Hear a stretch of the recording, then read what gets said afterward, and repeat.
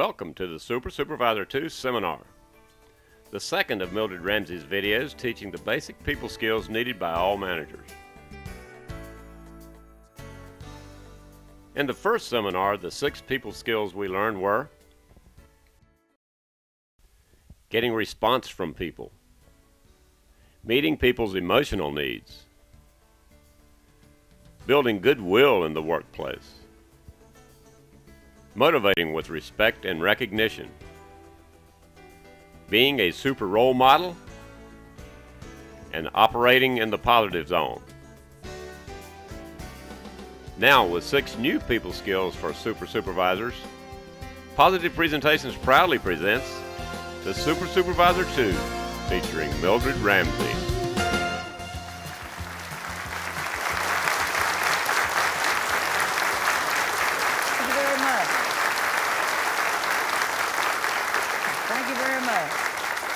Thank you for coming to our seminar this morning. It's wonderful to be here on this beautiful day. We're going to be talking about supervising from the employee's viewpoint. The title of this tape is Supervisor 2. And I'd like to warn you that this will not be coming to you from a textbook level. Most of the people that they bring in to talk, or they send you out to hear, most of these people talk to you from some textbook level. But see, I can't do that because I never went to college. I have never been in management. I've worked 42 years on the shop floor, hourly paid production worker, 30 years on the midnight shift. How many of y'all ever worked on the midnight shift? Nearly everyone. All right, I spent over 30 years down there. All my 42 years in the industry, I never was in management. I never asked anybody to let me be in management. Nobody ever asked me if I wanted to be in management. But for 42 years, I watched management. And I think, why in the world are they doing this? You know, why don't they do this? Can't they see how that looks to us? Never dreaming I'd ever get my hands on all these bosses. I feel like that little mosquito in a nudist camp. I know what I'm going to do, but I hardly know where to start. There's not the employee in the world who wouldn't be allowed to be in my shoes right now. Now let's start with the basics. Management team, you make 2 statements when you walk on your job every day before you open your mouth. Before you've said one word, boss, you have already made 2 statements to your people. Boss, your appearance makes 1 statement about you. You need to look like a leader when you walk in here every day. Your attitude or your manner makes another statement about you. You need to act like a winner. Hey, boss, nobody does his best work for a loser. And as I said, your appearance makes a statement. I stood up today and y'all all looked me over. I made a statement. Somebody said, she's got a little age on her. I wonder how old she is. Well, I'm 60-something. Somebody said she's losing the battle of the budge. I wonder how much she weighs. That's none of your business. I've got to tell you this. I did an awards banquet for a big company up in Tennessee, and they had a real comedian on after me. He was great. And so he tickled us to death. He picked an old boy out, and all this was telling all kind of lies on him. Said, the other night, old Jeff got drunk. Said he was in this big hotel, and he got on the elevator, went up and got off on the 17th floor, and there stood a naked lady. That he said, my wife has got an outfit just like that.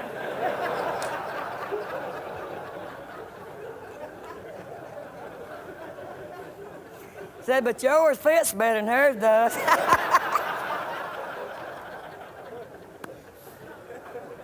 Hey, you want your outfit to fit you, boss. You need to look like a leader when you come in here every day. You need to smell like one, too. There'll be no booze on your breath, boss. Supervisors, don't ever come on this job smelling like booze. It's over for you that moment, and I promise you. And don't have onions and garlic on your breath either. And no dragon breath, boss. No dragon breath. I have had supervisors, their breath smells so bad I couldn't hear what they were saying. All I wanted them to do was just go on. And y'all ought to know better than that. Don't blow bad breath in your employees' faces, boss. You're making a statement to me when you do that, and it's not a good one. And let me tell you something. Mouthwash won't do it. You can gargle and floss and brush all for an hour before you leave home, and at 10 o'clock, you got bad breath, unless you got a mint or a piece of chewing gum. When you talk to one of your workers, you need to smell like a leader. So wear your industrial strength deodorant. You need to smell like a leader, boss. You set the one that sets the stage for the day, and you make this statement. You need to act like a winner. Boss don't come in on a job with stooped shoulders and furrowed brow and gas on his stomach and irregularity and tired blood. The boss is up. Got a spring in his step. You got a problem, boss, don't bring it to the job. I don't care if your wife whipped you up one side and down the other before you left home this morning. Don't bring that to the job. You suck it up, boss. You got a problem, you suck it up. And I mean, you suck it up before you get to this job. You set the stage for the day. The boss is a winner. You need to act like a winner, boss. We had one, bless his heart, he was a loser. He took us out to the office one morning about to cry. He said, if we don't get these defects down, they're going to run me off. We don't care if they run y'all off. We wouldn't care if they run every one of you off. Hey, boss, don't try to get your employees sympathy. Hey, folks, we've got a problem here, but there's an answer for it somewhere down the road. Together, we're going to find it, folks, and we are not going to stop till we do find it. Number one, the boss must act confident. You must act confident. Now, you notice I didn't say you had to be confident. Shakespeare said, assume a virtue if you have it not. You come in someday and you don't feel too confident, you just act like you are. We won't know the difference. You must act confident. You set the stage for the day, not me. You need a touch of class and a ton of confidence when you walk on this job every day before you open your mouth. The people that's out there in that workforce today are not like we used to be. They're more educated. They're more sophisticated. They know what their rights are. They expect more out of you than we did. You're going to have to impress them, influence them, and inspire them before you motivate them. You can't motivate these from the outside. You got to motivate them from the inside out. If you look right and you smell right and you act right, that's going to impress me. That's going to influence me, and that will also motivate me. So you need this every day before you walk on the job. And you breed a cat out there. I know it's hard. Sometimes it's like climbing a glass mountain with Vaseline shoes on. You get up 3 steps, you know, slide back 4. I'm going to give you a solemn promise, boss. As long as you're confident, and you have to be enthusiastic too, boss. The boss must be enthusiastic. Enthusiasm is not taught, my friend. It's caught. Can you remember this? Enthusiasm is not taught. It's caught. If you want me to come in on the job like John Wayne, both guns blazing, gung-ho and raring to go, okay, boss, you do it first, and I'll catch it. The boss is confident and enthusiastic before he said a thing. Let me give you a promise. As long as you're confident, you're enthusiastic, man, you're climbing, your employee will follow you to the jumping off place. Boss, they'll be with you at the jumping off place if you do these two things going in. And I know it's hard. And I'm not talking about 24 hours a day. You know, everybody has feelings of inadequacy. They said Caruso, the greatest singer to ever live, said one night to Met, he was pacing back and forth backstage, you know, mumbling in Italian.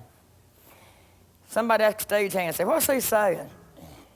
He went over and listened and said, he's saying, you little me, get out of me. Now you big me, you get into me. You little me, get out of me. You big me, get into me. Caruso, the greatest star that ever shone in the music world, he had feelings of inadequacy. You may have to talk to yourself sometime, boss. You may have to go wherever it is y'all go when we can't find you. You may have to get the little you out. This is going to take the big me. They said old Babe Ruth was a picture of confidence. It's an old story, the best one I've ever heard on this subject. It's a true story.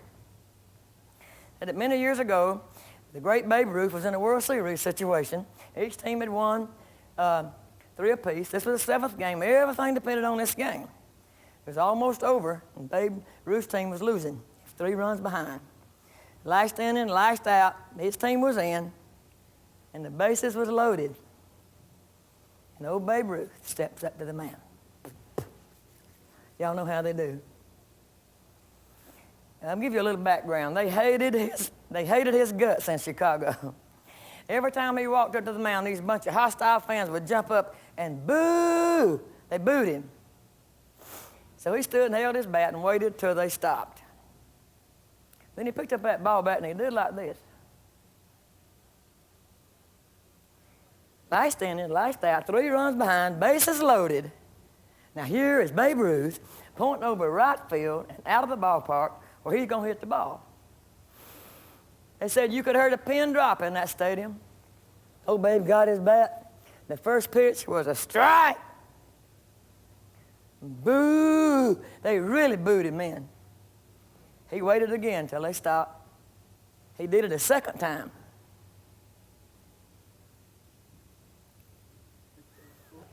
This time, that pitcher turned that ball loose.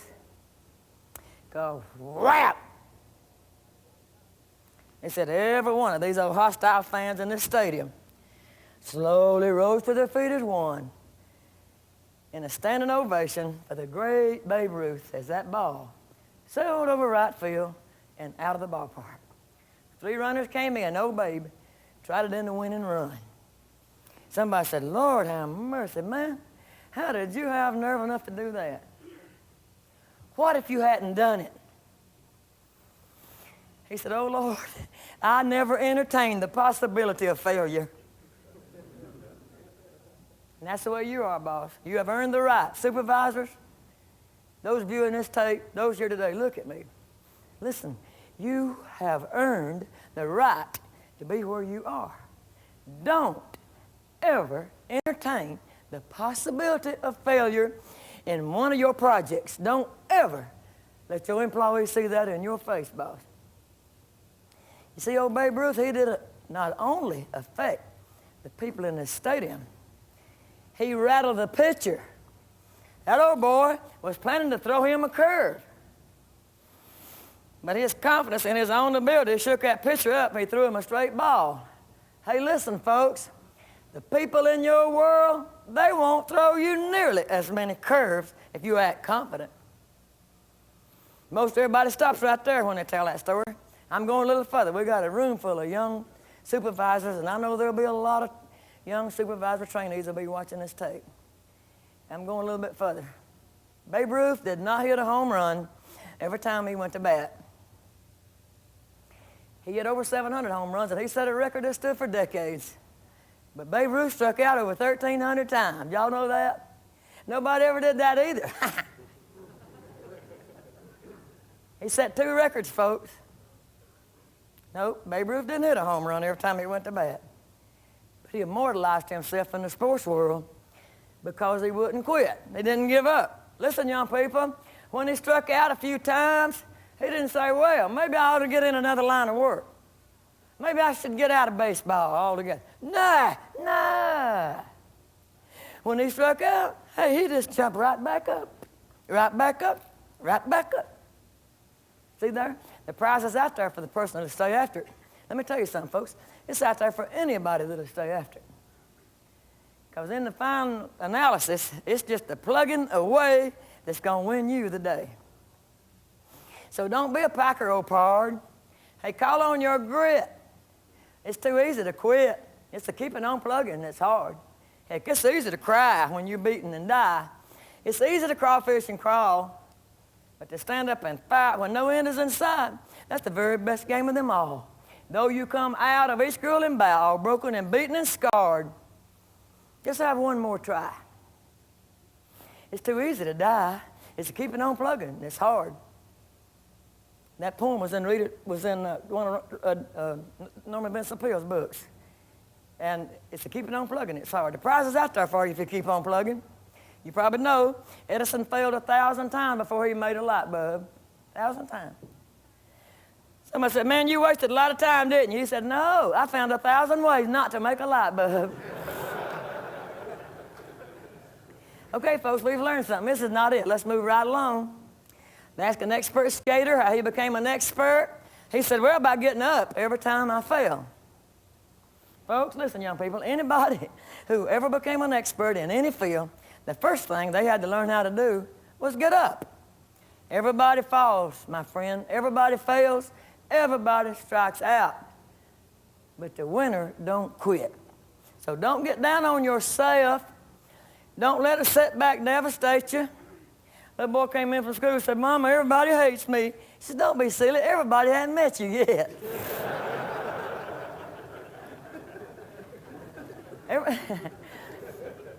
Everybody don't hate you, folks. Everybody don't know you. So set your goals high. Everybody needs to have goals regardless of their age. Set your goals high and play by the rules. Basic to anything I told you or anything everybody comes to tell you. You have to play by the rules on the way up, folks. If you don't, it won't mean a thing when you get there. This is the difference in Pete Rose and Babe Ruth. Shakespeare said it, to thine own self be true. But when you get what you want from some battle in life and the world makes you king for a day, just go to the mirror and look in the glass. See what that man has to say. You see, it isn't your mother, your father, or your wife whose judgment upon you must pass. The person whose verdict counts most in your life is this person who is looking back from the glass. Some people may think you are a straight shooting chump. Oh, they may call you a wonderful guy. But the man in the glass says you're only a bum if you can't look him straight in the eye. See, he's the one you should please. Never mind all the rest. He's with you right up to the end. And you've passed your most dangerous and difficult test. This man in the glass is your friend. Now, you may fool the whole world on your journey through life. You may get pats on the back as you pass. But your final reward will be heartaches and tears if you cheated the man in the glass. So set your goals high and play by the rules. Set them like you set the sail on a boat. You keep your eye on that goal, you'll get there. You may get blown off course, but you'll come back if your sails are set. Because you see, some ships go east and some go west, while the self-same breezes blow. It's a set of this sail and not of the gale that determines the way you will go. Now, what better goal could we have than to be a motivator, you know, helping our people to be the best they can be. Be interested, but not involved with. Don't misunderstand what I'm saying up here now, folks. The worst thing that you could ever do would be involved in any way with one of your workers. There's a line of demarcation between us, and it's never going away. We can handle this. We know somebody has to run this ship. Every team has a coaching squad, huh? Every team has got a coaching squad. We know that somebody's got to run this place. We know the inmates can't run the insane asylum, you know. Somebody's got to be. We can handle this line of demarcation as long as two things are true. Number one, if you have earned the right to be on that side of it, and number two, if you have earned my respect, and it's not a gorge, it's narrow, you can care about me over it. It's not a gorge, it's just a little narrow line. But there is one. You can't be involved with a person, but it works for you. Fellas, do not go fishing with one of your employees. Boss, if you are playing golf with one of your employees, there is no way under heaven you're going to convince the rest of us that you don't like him the best. You will ruin the morale on your job. I know we have some young bosses in here, and I want you to remember this. I'm not telling you now, Some of you might not have been in management very long, and you still got friends on the floor. I'm not telling you to go back out there now and write them all off today, but I'm going to tell you this. You listen well.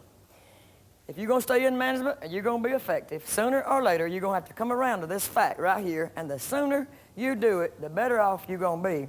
You cannot have a buddy among your workers. Now, here's the reason why. The most important thing in the world to us is it's not if you're an equal opportunity employer, a generous, lenient, law-abiding. That's not the most important thing. The only thing we care about is if you're fair, F-A-I-R. If we think you're fair, you're in good shape. But now we got a problem here, folks. And I'm afraid it's a major problem. See, what y'all call fair and what we call fair is not the same thing. What you call fair, you pay me every Friday. And you got me a little pension fixed up when I retire. You pay some on my insurance. You let me off a week or two in the summer with pay, and you don't beat me. That's what y'all call fair. Let me tell you something, management team. That's not what your employees call fair. Y'all know what we call fair? Okay. You don't have one person on this job that you like any better than you do me. Hey, that's what we call fair, boss, whether you like that or not. That's what your people call fair.